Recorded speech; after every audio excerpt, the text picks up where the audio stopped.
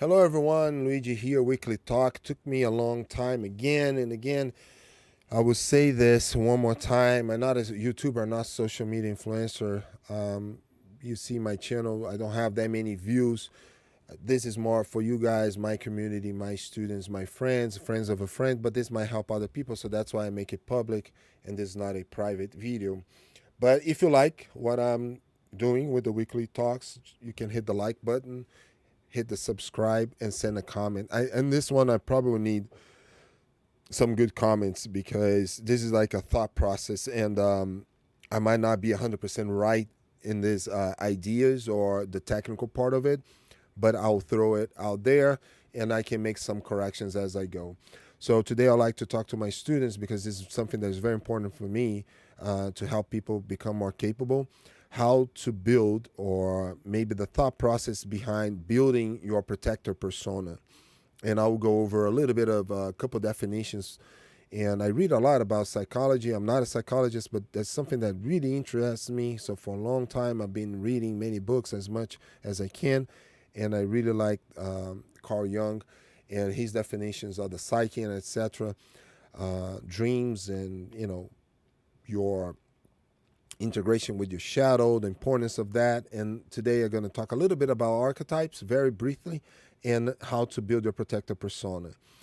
And again, they're like, in the way that I see two different ways and where this persona, um, this protector persona develops. One is an ongoing process. I feel that regardless if you're male or female, mother, father, single mother, you just need to, I think we all can build this protector persona, even if we're talking about protecting our own lives, protecting, our well-being, or and the well-being of the people that we love or the people around us.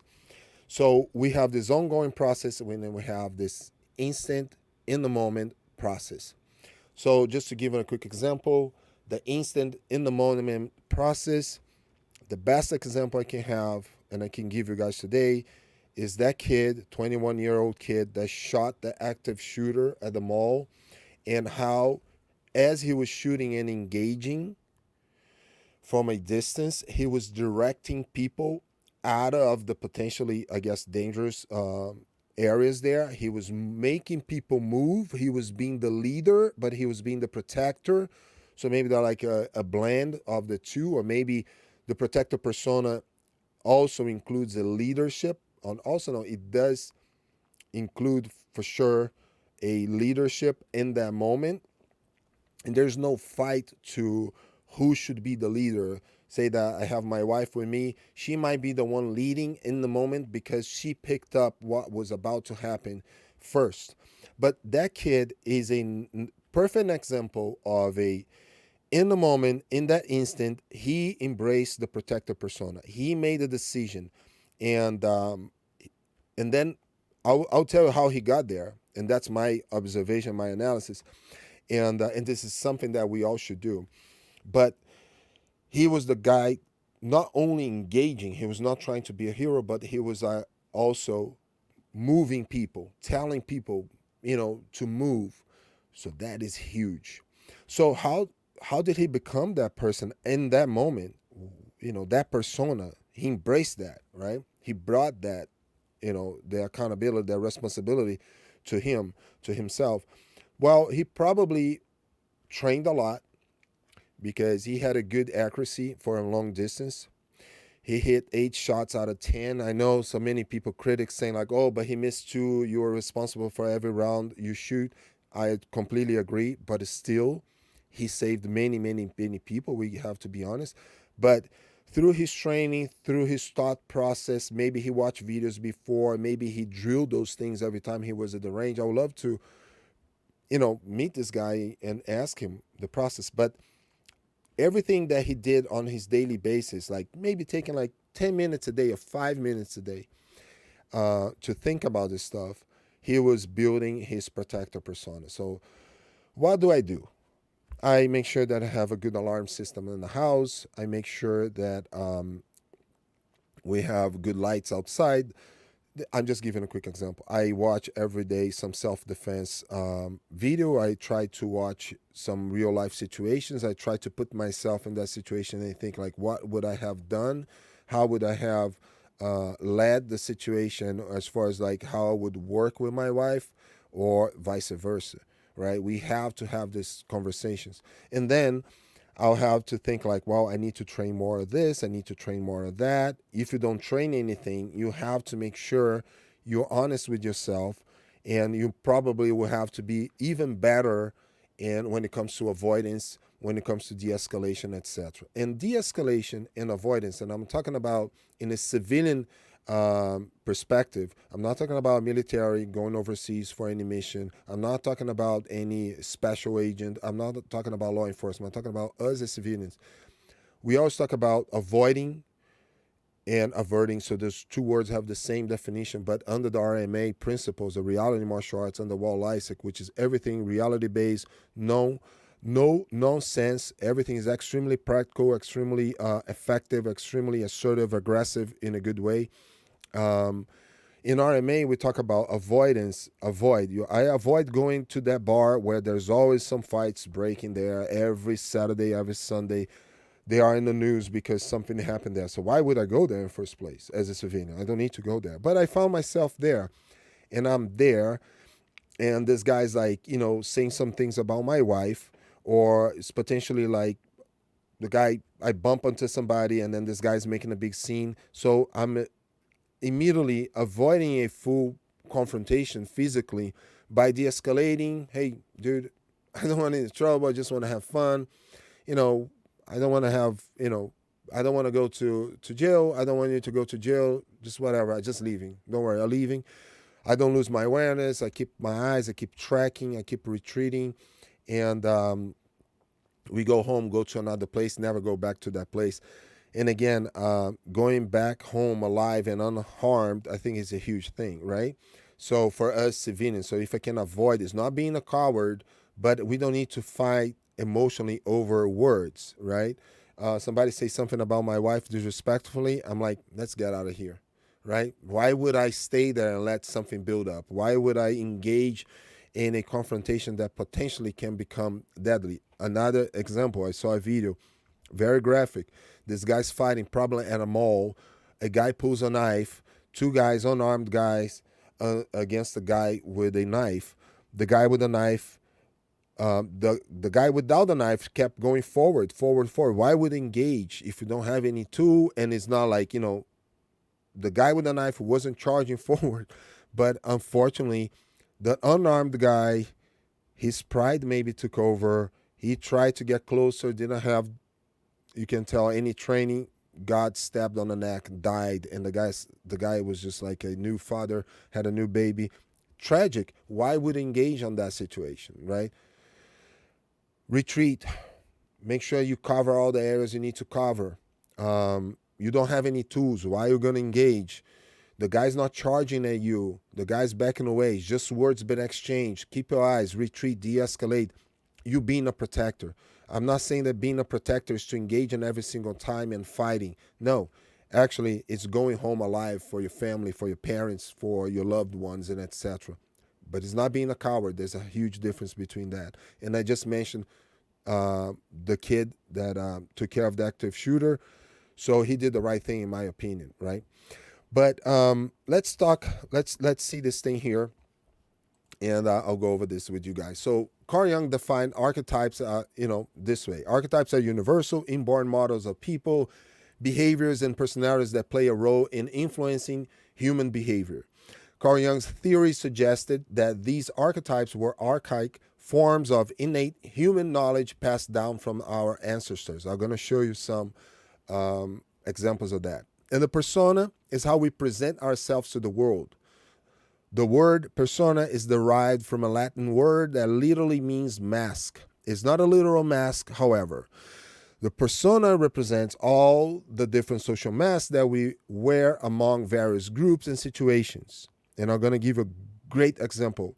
It acts to shield the ego from negative images. According to Jung, the persona may appear in dreams and take different forms.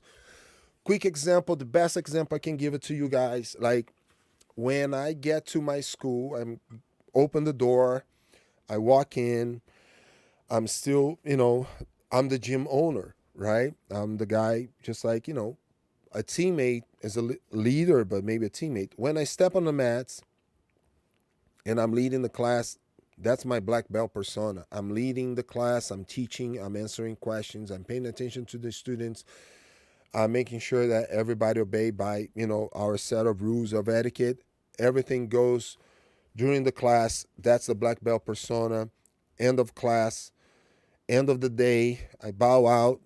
I'm outside, we are chatting, we are talking. I'm not the black belt persona anymore. I'm already, I'm still a black belt there, right? But I'm friends with everybody, talk to my students, get to know them, chat, have fun, talk about different things. Then when I leave the gym, the black belt persona stayed at the gym, right?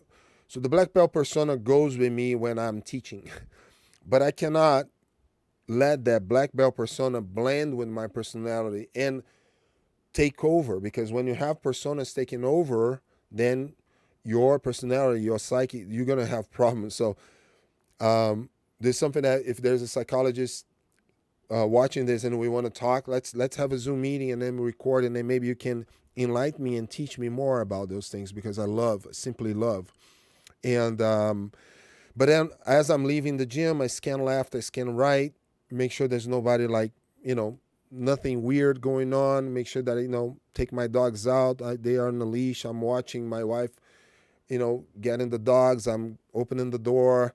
I'm looking left and right. Nothing paranoid, just like normal, right? So in that moment, maybe I have a protector persona there. A father, when you planning your alarm system in your house, when you're talking to your kids and your wife, or back and forth, your wife talking to the husband, or the spouse talking to the spouse about personal security protocols, right? You are within that persona we just mentioned here, the protector persona, because you're thinking about protection and you're thinking about security. And security many times is the financial security as well, the mental security as well. You want to make sure that you're protecting your kids from bullies by having good mindful talks, right? So protector is a really broad umbrella that we can also say apply more towards personal security in moment, physical, either shooting, stabbing, if we need to protect ourselves using any other tool, a blade or a firearm, or hands only, if we cannot de-escalate, avert the situation, etc. It could be just us planning the future of our kids. You're protecting them. It could be you thinking about how you're going to make enough to save so your kids can have a good education. You're protecting their future as well. But how many people really see that way? Sometimes we just see as our obligations, but there's something bigger behind that. And just last thing, let's take a look here, 12 core archetypes defined by Carl Jung, and then you guys are going to see, and this is the part that I'm trying to learn more and trying to incorporate more. This is the part that I'm trying to have more talks with people that know more than me. So Jung, he put there 12 archetypes that would be the core archetypes. So let's see, let's start from here. The artist, the innocent, the sage, the explorer, the outlaw, or many times referred by the rebel, the magician, the hero, the lover, the jester, the everyman, the caregiver, and the ruler. And when you go one layer in, so for instance, let's say the hero will have this mastery, right? So to be a hero, you really need to say master something that will, right, put you as the hero, right? And you're going to leave a mark, because heroes always leave a mark. They always remember, like that kid, right? The magician have the power to make you see things that are not there, or make you not see things that are there. So definitely going to leave an impact. So that leaves a mark. And the rebel is like maybe somebody that doesn't want to really like obey by the specific, say, rules, and somebody that will also leave a mark because they have that, outlaw, rebel type of, vibe, that the person is like, don't obey by the rules and etc. We can all have a little bit of each, right? Those are unconscious. We have those unconscious archetypes already formulated in our, unconscious mind.